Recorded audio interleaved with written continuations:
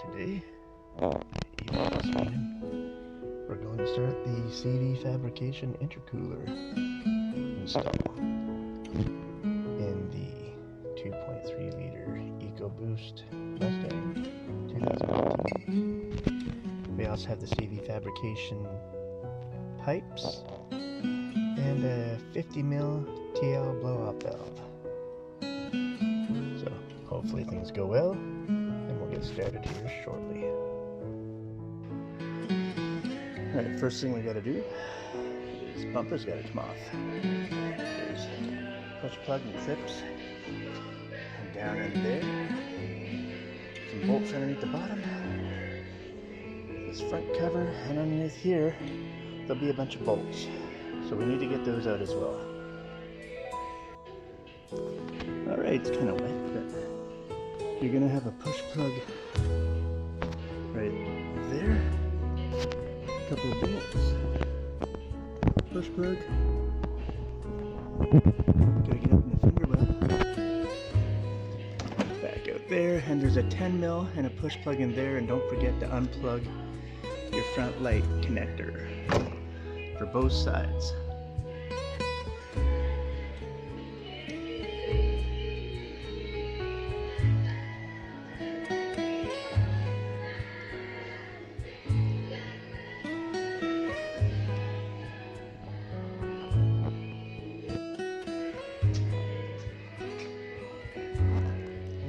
Yeah, all of those. They all need to come out, and then the bumper's off. Alright, the bumper's off. Those are the shutters we're going to have to get rid of. And the rebar in the front has got to come off. So we'll give you an update when we get there. This totally has to come out. But we got a plug in right in there. And I want to try to figure out how to take that apart without breaking shit, so I can plug my plug back in and not have any codes pop up. We're almost there. This is factory intercooler. Just gotta take the rebar off. There's one bolt over here, right there, and then slide up clips, and the other side is all basically just clips and a plug-in, and that goes into the top of your CV fab intercooler. That goes in, your intercooler plug goes on the top of the CV fab intercooler. Seems pretty straightforward. We'll come back after we get this out. Alright, the rebar is off. Be careful taking them off, they're really tight.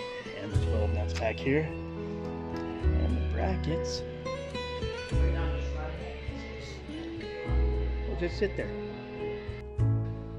Now I'm looking at it, one thing I noticed is these might need to be cut right there and up there to get rid of this for clearance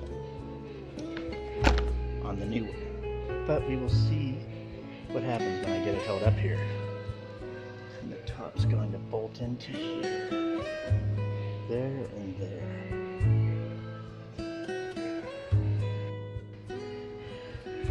That's everything that came out. Factory intercooler. Don't forget to take your sensor out and put it back in the new intercooler. CV fab does provide another bolt for that. And I think the only thing we're going to have to mod is cut this off. And maybe on the other side over there too. I'm not sure. Test fit went good, everything lines up well. We're gonna go for lunch and we'll be back. Alright, test fitting. Well, we're not really test fitting anymore. The intercooler is in. We didn't put any bolts on it yet though, or nuts. But you do have to cut that plastic part up here. These factory ones for the air dam do fit back in, no problem at all. Like I suspected, as mentioned earlier, we just have to cut the lower pieces off. Magic. Alright, the top bolts are in and done up. Put a little bit of red Loctite on the lower ones. It's all in there like it's supposed to be there.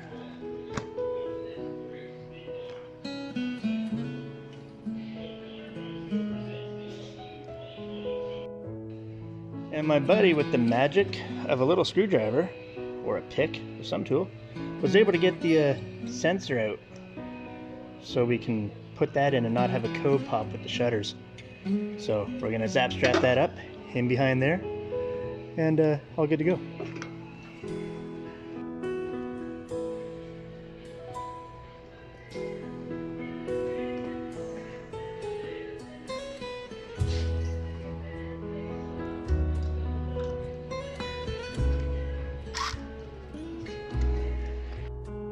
Alright, the instructions for the blow-off valve, which we get the pipes in now.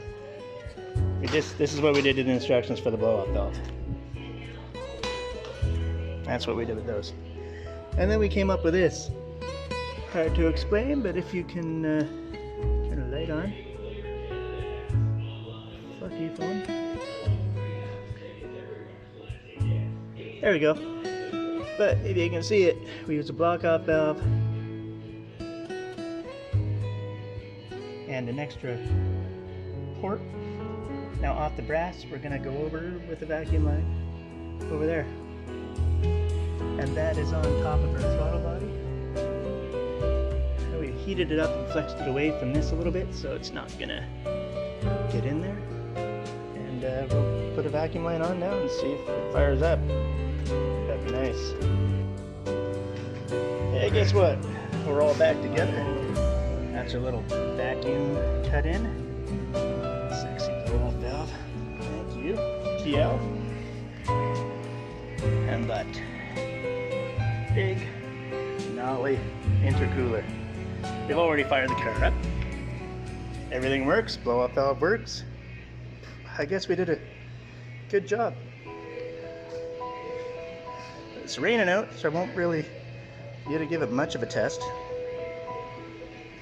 But before the video airs, I'll give you an idea on the coolant temperatures. Prior to this, on a decent day, like not hot or anything, I was reading anywhere from 95 to 120. I'm pretty sure that this is going to be much cooler now. Can't not be.